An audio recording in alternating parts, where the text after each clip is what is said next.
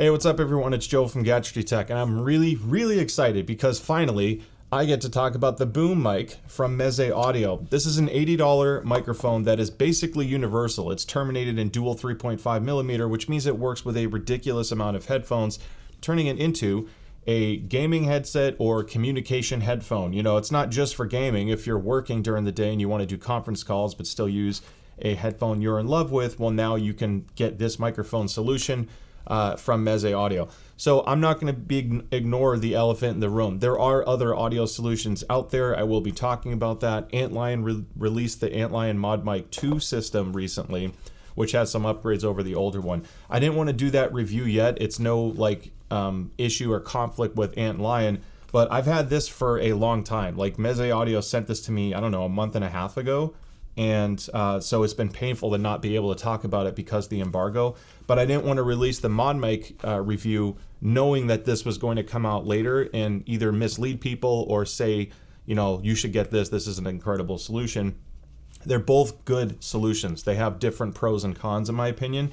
So I will be talking about that in this review because I want to keep things as fair and honest and trustworthy as possible. Now, I did mention that Meze Audio did send this to me for review.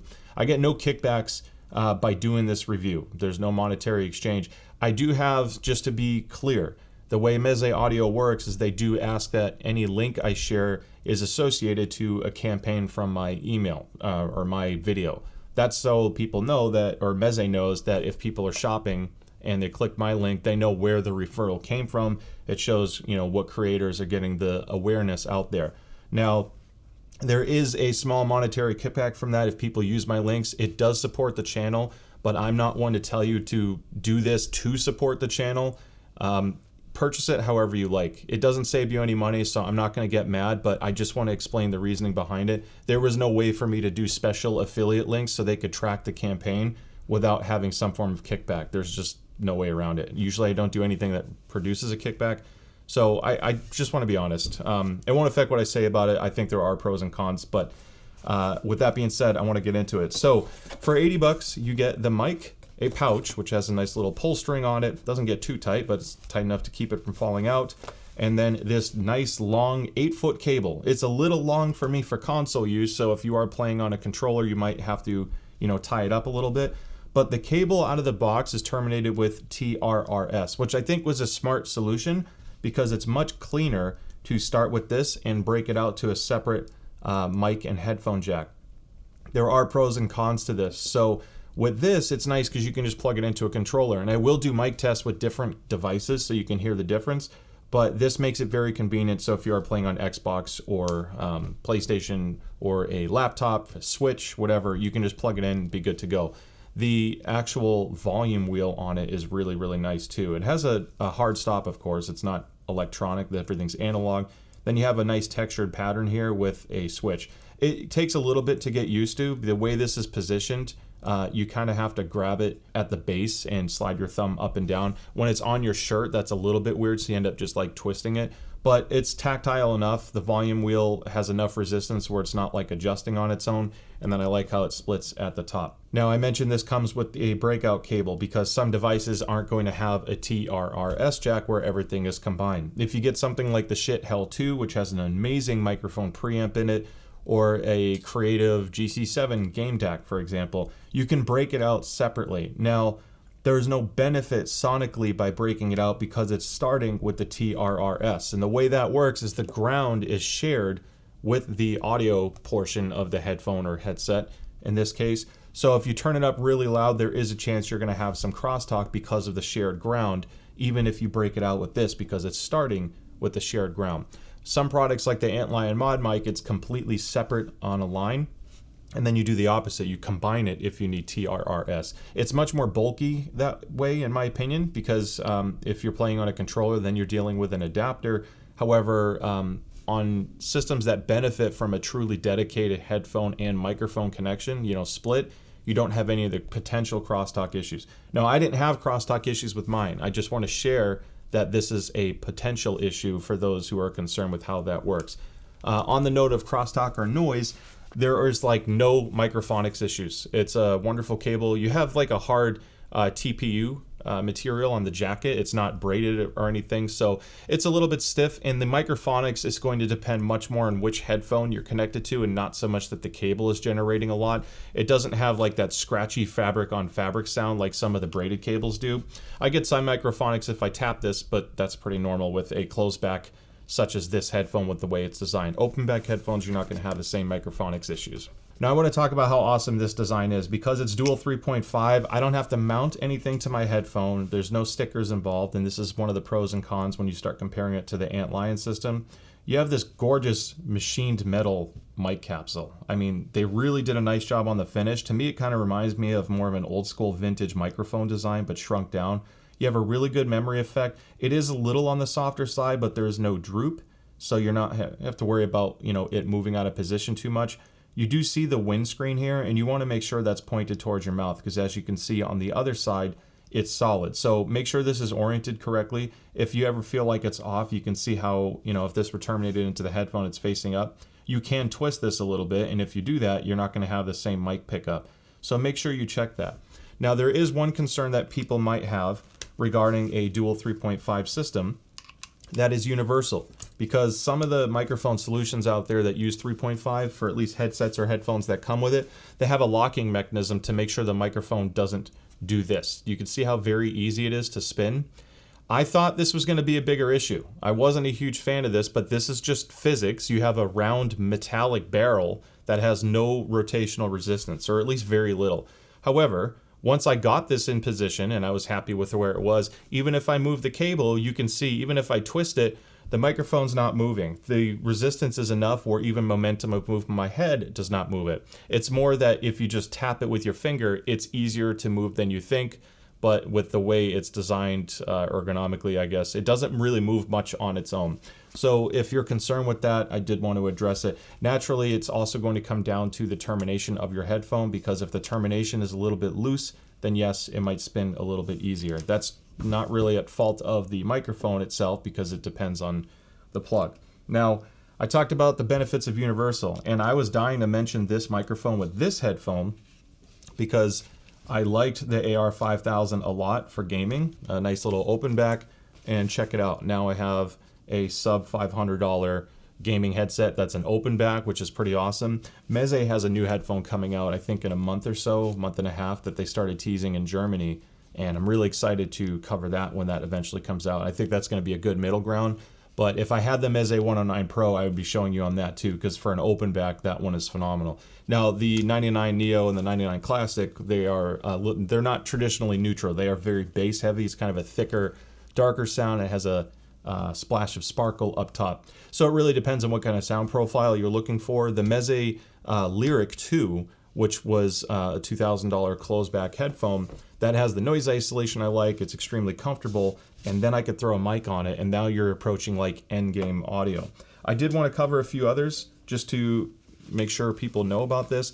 This system works with Hi-Fi Man headphones. I've used the Aria Organic a lot for gaming on Call of Duty, because that's like just a ridiculous setup for that. And then this was an interesting one to test, because the Model 1 has a separate jack for the microphone system. If you remove the mic, it relies on the inline cable microphone with the Model 1. So if for any reason you weren't a fan of the Meze or the VZR Model 1 microphone solution, I confirmed that this works totally fine on the Model 1. And one of the benefits of this is the Model 1 does not come with a volume control on the cable. Now I get volume control. You can see how easy it is without looking. And then the microphone system, like I said, I just have to twist it, and then I can turn it on and off. So this system works great. It's very versatile. I'm not using this to say buy any particular headphone. I think if you're really considering this mic, you probably already have some good headphone options in your collection, and now you know you can add something that's incredibly convenient, because I can switch it with all of these in a matter of seconds. Now, the design, features, and pricing and all of that are great, but it wouldn't really matter much if the microphone didn't sound good. And as you can hear, it actually sounds really, really nice. Now, just to kind of explain how I'm doing this, I am just using the Voice Memos app on my MacBook. I have the microphone gain using the TRRS cable directly to my Mac. The gain is set to 60%. There's no other changes in post-production or anything like that, so you're hearing it how it would sound connected to a MacBook Pro. Now, this is an omnidirectional mic, which typically favors sound quality over noise isolation. If you're trying to reject some ambient noise in the room, an omnidirectional mic tends to do that less, but at the byproduct, it sounds as good as it does like you can hear here. Now, this has roll-off below 100 hertz and above 10,000 hertz, so it really does focus more on the vocal region. I like the roll-off below 100 hertz because I usually apply that in post-production anyway. Your voice really doesn't get crazy deep, and this helps with reducing some of that microphonics, like deeper bass issues, like handling noise. So on the note of passive noise rejection and all that, I'm going to type on a keyboard. You can hear that there is some background noise happening as I'm typing. It's not going to do anything actively because it's an analog cable. So if you are concerned with background noise rejection, I recommend a software solution. At minimum, apply a gentle noise gate, maybe at -40 to -36 decibels to get rid of some of the background noise. That'll help cut some of this out. Or you can use an intelligent solution like NVIDIA Broadcast if you have an RTX card, and then you can set the microphone for noise rejection. It'll get rid of like fan noise and most of your keyboard noise. SteelSeries Sonar has Clearcast AI, which will, or Clearcast something, I think it's AI, where they basically reduce a lot of the background noise as well. So other solutions can help. This is a good starting point, and on the console side, they have some noise rejection built in. So I'm going to switch to a PlayStation controller. Now I want to cover one important thing, and that's if you are connected to something like a PlayStation controller, which as you can see, I am just recording the monitoring output of how the PlayStation will send the sound to your friends, whoever you're chatting with, because the controller is going to compress that sound quality. You're not going to get the same potential as what you just heard on the MacBook. So the gain setting is also not too loud. It's fairly easy to drive, and this is really important because Xbox does not give you adjustable gain controls on the controller, but it still sounds great. You don't need anything too wonderful for console use because you're going to get compressed and have quality degraded because you're just simply connected to a controller. So if you're using something like a Creative DAC or a Hell 2 or Fulla on PlayStation, you're going to preserve more of that quality. So I just wanted to show you kind of like a worst case scenario. And this is what the Antlion Mod Mic 2 sounds like. This mic is much more sensitive. I'm only at 40% gain on my MacBook. So if you're a very soft-spoken person and the sensitivity alone is your most important thing, then the Mod Mic 2 is going to pick up a little bit more noise. I have to actually be really careful I'm not clipping this out. If you're on Xbox and you don't have the ability to turn that microphone down, just keep that in mind, that it might be a little too hot if you're loud spoken on Xbox, but I did want you to hear the difference between the two. All right, so that wraps up the Boom microphone review, and I love this thing. I've been so excited to talk about this. It's been killing me, so much so that even on my Discord server, I was telling people to just wait if you're on the fence about certain headphone and gaming solutions, because to me, this just opens up the door to so many options. Meze has a bunch of headphones you can pick from, obviously not necessarily going to be everyone's cup of tea, depending on the price point and design and all of that. So I like that they went with a universal approach. If you have something like the FIO FT1 that I recently covered, this is only $150, or a $600 Hi-Fi Ananda Nano.